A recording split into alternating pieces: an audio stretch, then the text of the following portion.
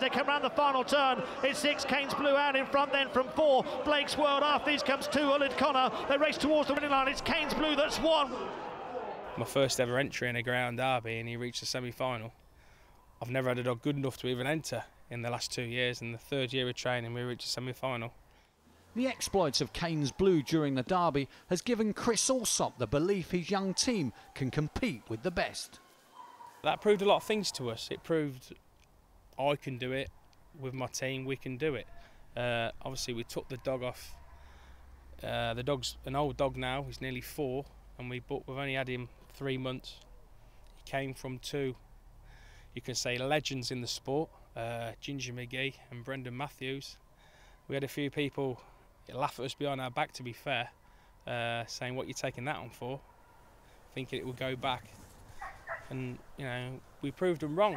With a bit of good food and a bit of tender love and care, these dogs can run for you. So it proves we ain't scared to take on any dog from any trainer now. We're just passionate about the game and work hard. Allsopp's kennel is just outside of Coventry, where his team are assistant Paul, head lads Steve, Rachel, Jade, Mick and David. And for Chris, it's been a lifelong passion. I was brought up with the dogs, to be fair. I had my first dog bought me when I was 6 years of age. We had a little bitch called Shelley. She ran at Hinckley. My dad was a trainer, flapping to start off with. Then he went on to train permit licence at Norton Keynes and Perry Bar. So I've been basically brought up in the game. The age of 13 and 14, I worked for Bertie Gaynor, who trained at Hall Green. Very good trainer, taught me a lot. I only work weekends to start off with, then went on and worked full-time for him. Unfortunately, when he went back to Ireland, made a few quid out of the sport, went back to Ireland, and then I went and worked for Bruce Jennings, his assistant trainer at Nottingham for a short while. Bruce taught me a hell of a lot. No, he's a good man. Then I moved on again, worked for Paddy Hancock's, who used to run these kennels here. I worked for him for a few years, had a lot of success there, but unfortunately, got out of the game due to lack of funds as a kennel hand, to be fair.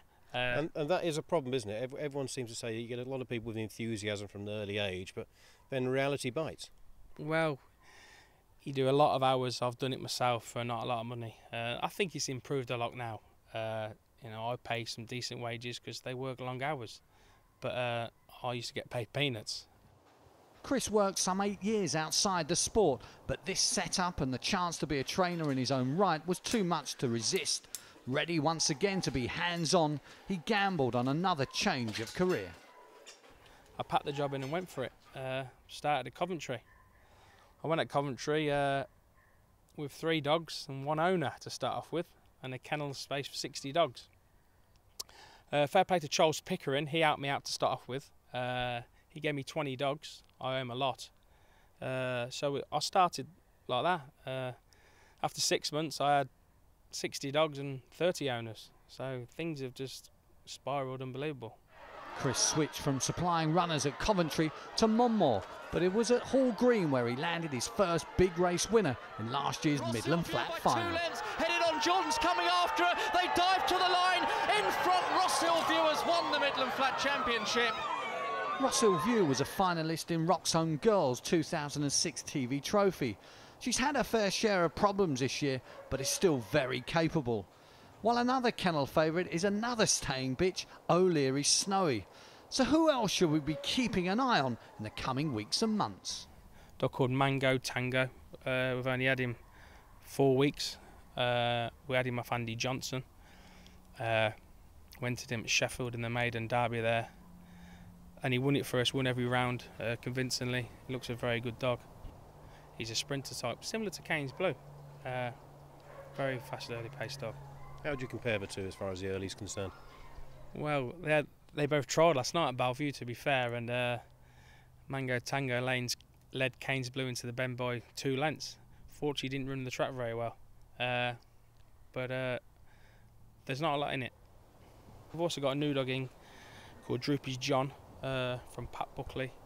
Trolled very well at Tuesday at Monmore, 28.30 on normal going. Looks like he's going to win a few races for us in the open race scene. I've got a lot of marathon dogs. A nice dog called Had It On Tong just broke the track record at Monmore. He won at Walthamstow.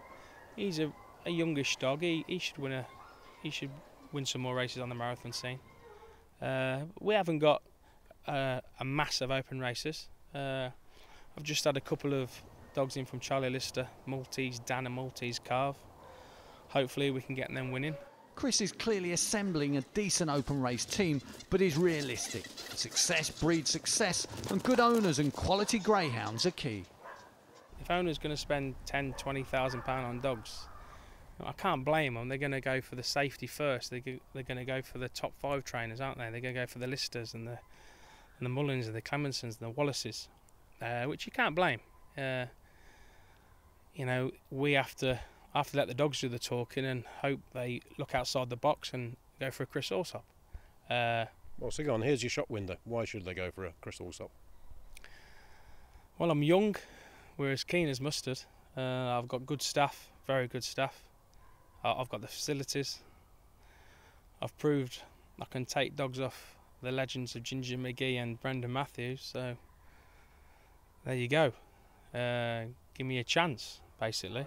If it's a case of what you put in, you get out, then Chris Allsopp and his team are ready to take the next step. There's plenty of hard work ahead, but good times really should come a-calling.